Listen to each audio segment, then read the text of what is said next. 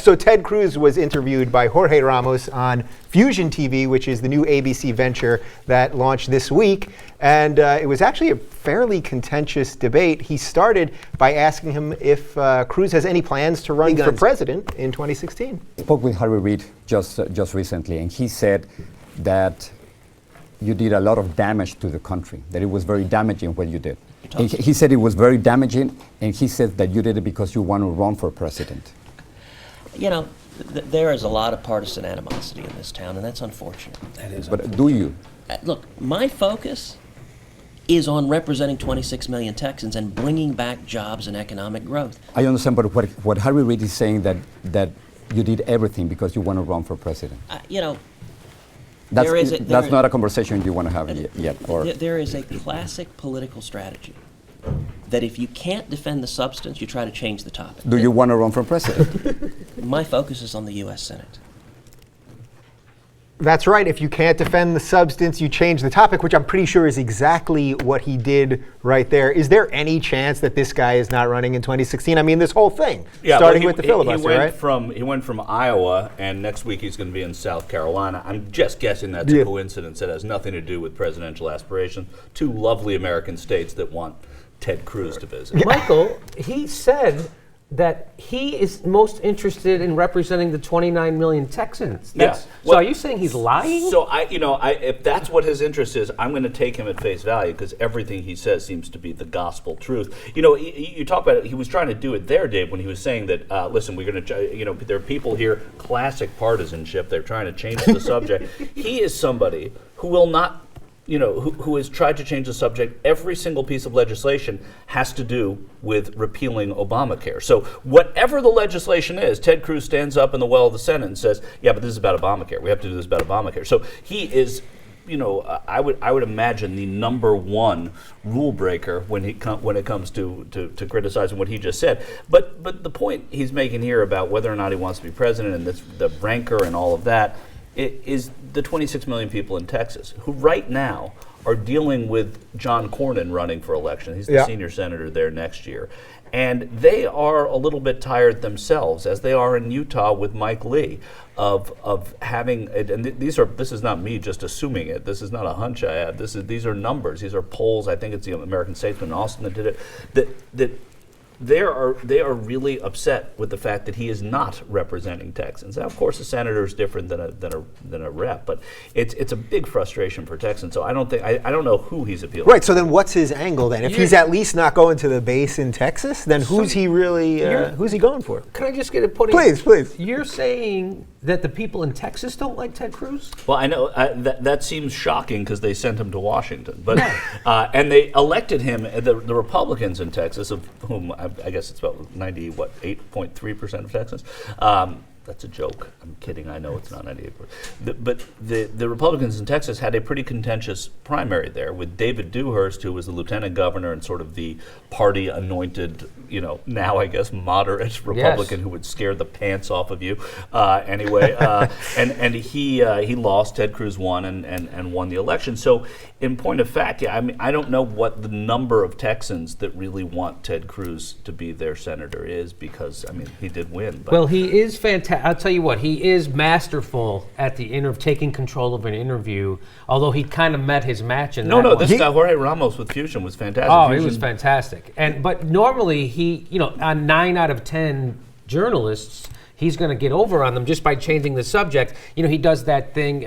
He answers the question that he wants them to ask, not the question they asked, and they never get back to holding that's what makes him a senator. Yeah, exactly. I saw him being interviewed. I saw Alan Dershowitz, who taught him at Harvard, being interviewed by Piers Morgan, and he said he was probably the best student he ever had. He didn't agree with him on most of the stuff, but his ability to argue and make his point. And he does it seamlessly. Like, he just falls right into it, and he'll do the projection and change the subject and answer the question he wants asked instead of the one that was. Like, he's doing it all the time. And the projection thing is to say, the first partisanship. So he did whatever he's the most guilty of is what he projects onto his opponents. Yeah. Well, Jimmy's given me a perfect segue here because they continued the interview and they were talking about immigration. And let's watch some projection. Since we're talking about your father became a citizen in 2005. Right. Why don't you give other immigrants the same possibility, the same opportunity that your father had? You don't want a path to citizenship. Well, And he had the opportunity. as you know, I am a passionate advocate for immigration reform, and I think the way to pass immigration, Many people don't think that way. but I am nonetheless. And Yep. I think the way to actually pass immigration reform is to focus on areas of bipartisan agreement. I'll But tell what you would you what, do? and What would you there do with is those who are already here, Senator? Well, I mean, that's the problem. a path to citizenship for those who came here illegally. In my view, I think that is unfair to the millions of legal immigrants who waited years, sometimes decades in line to come here. But your father had a chance, and you were a dreamer. I mean, you came from Canada.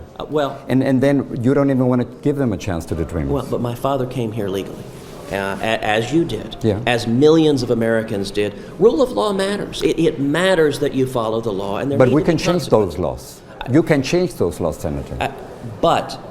Listen, you and I have both spent a lot of time on the border, Yeah. and we know the human tragedies that happen because of illegal immigration. It's really interesting, the perception, because many people think of you as an anti-immigrant, Senator. Nothing could be Yeah, further yeah. from the truth.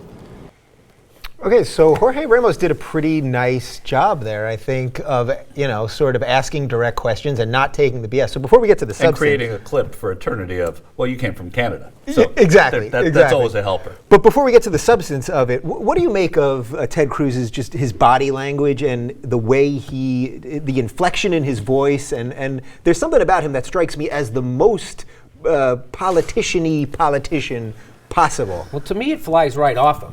To me, it's just like, oh, creepy guy is trying to sell me a car. Right. That's what it feels He like comes off when as a he's used car talking. It's like, oh, but I don't think most people see through it. I think his fake sincerity, the key to politics is sincerity and what you can fake it. And I think he fakes it really well for most of the people. Don't you think? I do. I mean, here's the thing. I think he does fake it.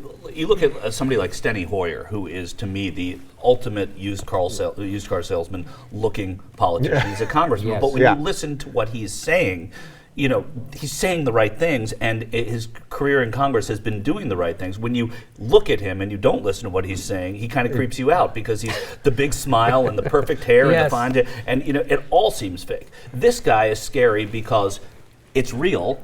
And it looks like it's real too. I mean, he's got this used car salesman thing, but it looks like he's making the sale, is what I should say. Right. And that's what's scary about Ted Cruz. He also looks, and Ben and I have discussed this before, but he looks like Joe McCarthy. Yes. Yeah. And whenever and his Yes. way, Yeah, that the doesn't things help. he's saying, the calmness off the camera and the directness in front of the camera. Yes. A lot of it reminds me of Joe McCarthy, and I was not alive during that. He's Yeah. like even to the point of his bald spot is similar. Yeah. to the front right there, the way they comb it, it is way too creepy. I think they held their tension in the same spot. Oh, probably, maybe. That's Okay. probably why. I mean, All right, so hopefully- let's get to the the meat of what he was talking about. I think it was clever what Ramos did, mentioning his father, because that kind of put him on the spot. But in a mild defense of Ted Cruz, he said, "Well, my father did come here legally." But So is there problem any with legitimacy to immigration that? in this country? The people that he says that he says that's the polar opposite of what is true, or whatever he said. That's could not be further from the truth. That's wrong, because when he talks about immigration, he is talking about people who did not come in here under asylum, as his father presumably did, coming from Cuba. But the people, the Cuban American experience in America is not the immigrant experience. Right, it's not the average immigrant And so experience. he does not have any clue about that, and he is ignorant of that. Same with Marco Rubio, who's from a state where, likewise, it has huge immigration issues from Central America, from the Caribbean basin. And so it's a very, very different conversation that they've been exposed to as advocates for immigration than what so when you look at the names Rubio and Cruz and you see these Hispanic names, it reflects nothing about what their immigrant experience is and the one that they're trying to advocate for.